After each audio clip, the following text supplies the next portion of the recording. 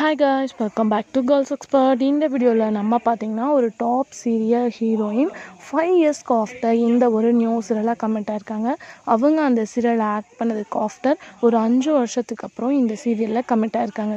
இவங்க யார் அப்படின்னு சொல்லிட்டு உங்களுக்கு கெஸ்ஸிங்ஸ் இருக்கும். இவங்க யார் அப்படின்னு சொல்லிட்டு பார்க்கும்போது விஜய் டிவியில் டாப் 1 சீரியலாக இருந்த பாக்கியலக்ஷ்மி சீரியல் ஹீரோயின் சுசித்ரா.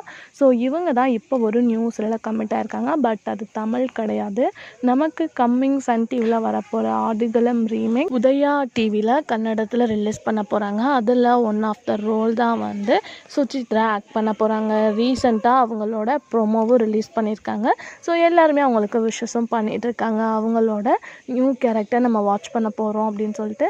அதுக்கு ஆஃப்டர் வந்து கேடி, அதாவது கார்த்திகை தீபம் சீசன் 2ல் வந்து பார்க்கும்போது சீரியல்லேருந்து குயிட் பண்ண அபியூ எகெயின் வந்து என்ட்ரி கொடுக்க போகிறதா சொல்லியிருக்காங்க.